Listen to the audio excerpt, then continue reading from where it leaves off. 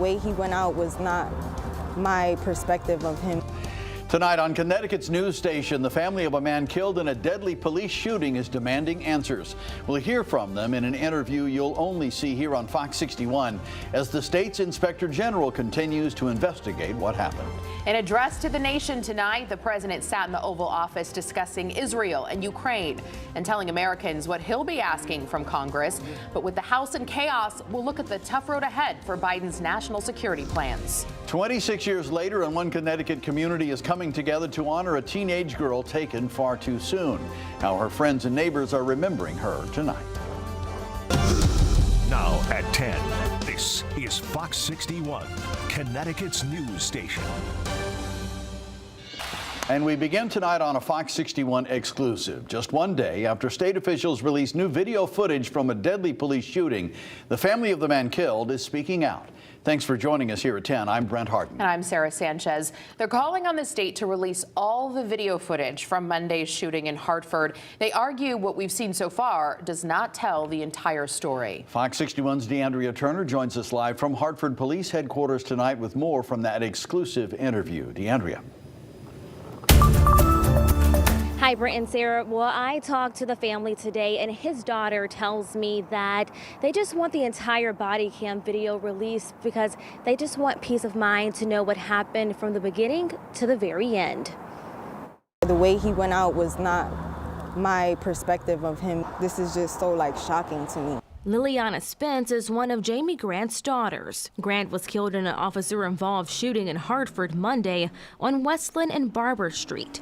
Surveillance video released by the Inspector General shows Grant exiting the passenger side of the car at a routine traffic stop, raising a gun in the direction of Officer Brian Solomon and firing.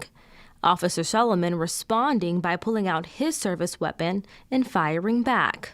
My dad wouldn't just do that for no reason, you know? He's not that type of person, so obviously something, triggered him, or I don't know.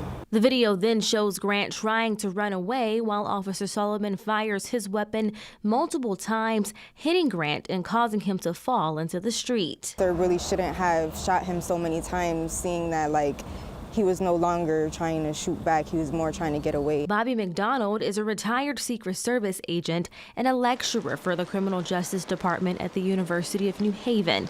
He gave his analysis after watching the video. But obviously, he's in a neighborhood.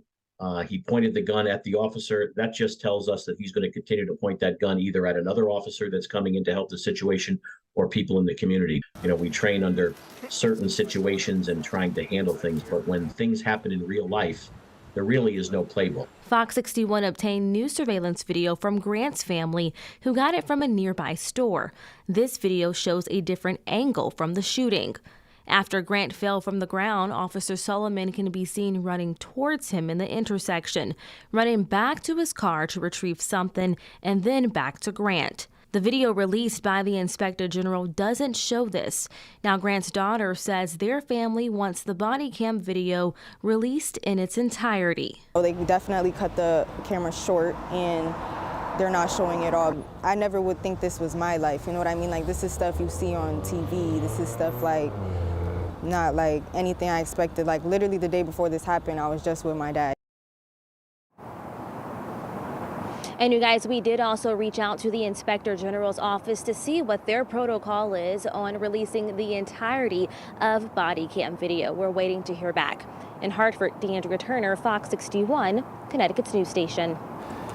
DeAndrea, thank you. Well, tonight, President Biden made his case to the American people, explaining why the United States is backing Israel in its war with Hamas. In a live televised address to the American people, the president spoke from the Oval Office about his trip to Israel, about the October 7th attacks, the outrage that American Jews feel, and the attack on a Gaza hospital that has inflamed Arab nations.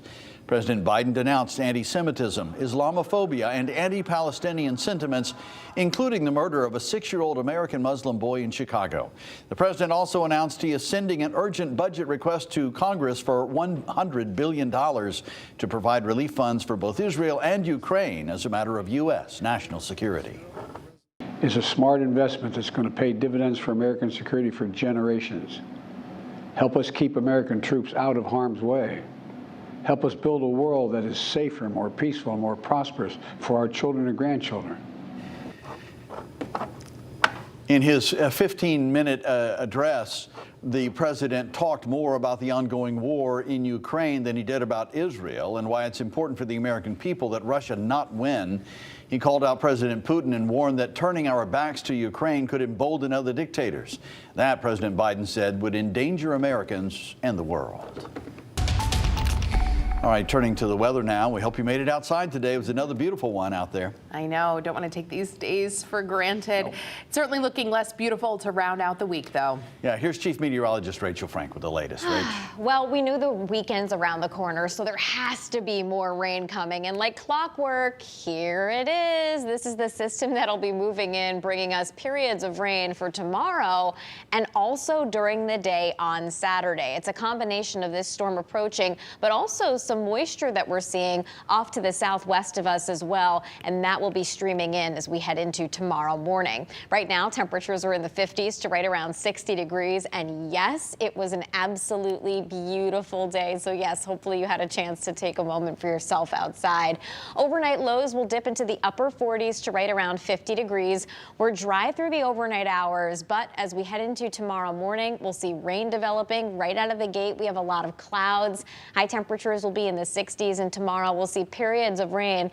Some could be heavy at times, and I can't even rule out an isolated rumble of thunder out there, which is just weird to talk about this time of year. And that'll be around morning, afternoon, and right into tomorrow night, and even part wet for your Saturday as well. We're going to do our best job at timing that out for you. Plus, talking about the chilly changes after the rain moves out, coming up. Thank you, Rachel. New at 10 tonight. It's been 26 years since the kidnapping and murder of a New Milford teen, a case that shook the state. And tonight a vigil was held to remember 13-year-old Marianne Measles. Fox 61's Gabby Molina has the story. Family and friends gathered here on the New Milford town green for a vigil, sharing pictures and memories of Marianne Measles, 26 years to the day after she first went missing. It's said that time heals all wounds. But 26 years after losing her sister and best friend, Jennifer Measles Mankus says it still hasn't gotten any easier. The more time that passes, the more memories that you didn't make together, the more adventures you didn't share, the more things you miss out on in your adult life. She was only 10 when her 13-year-old sister Marianne was kidnapped, raped, and murdered. Her body found in a lake 9 months later. The time Jennifer has spent without her sister, now twice as long as Marianne's life. I just remember her being a really protective big sister and, making mud pies with me and riding bikes and rollerblading. And I just remember her being there every day until she wasn't. Family and friends forced to grow up without her and to remember her as Forever 13. She loved doing hair and makeup, and she loved to sing, and we would talk about different 90s music artists like Janet Jackson. We love Janet Jackson and TLC. On the anniversary of the day Marianne was last seen, loved ones found comfort in sharing some of those memories. I missed her really beautiful voice and her laugh that was absolutely infectious and semi-ridiculous. 7 of the 8 people convicted for Marianne's death are still behind bars. But the fight for justice is one that's ongoing. It's not something that ended when Marianne was found. It's something that's dragged on through all of our lives because we've had to go through hearings. Killed by a group of people much older than her, in their late teens and early 20s, that she had been hanging out with. Her family hopes others can learn from the tragedy. You have to do whatever it is to protect your children from older groups of people at all costs. So no parent is left with the questions her mom still has decades later. I love her and I miss her and I think about her every day, and what would she look like and how would she sound, what would her kids look like? 13 years wasn't long enough, not nearly long enough. Reporting in New Milford, Gabby Molina, Fox 61, Connecticut's news station. Thank you, Gabby. Police in Ledyard spent hours outside a home in Gales Ferry today attempting to serve an arrest and search warrant. Daniel DeChico was wanted on 3 separate warrants, but when the law enforcement agents arrived at his home this morning to execute, they found DeChico dead behind his home. They are still trying to figure out how he died tonight. Just a tragic ending to what we found when we got on scene at the property. Connecticut State Police have been put in charge of the investigation into DeChico's death. Roads in the surrounding area were closed for hours as police investigated. Those roads reopened around 6 this evening.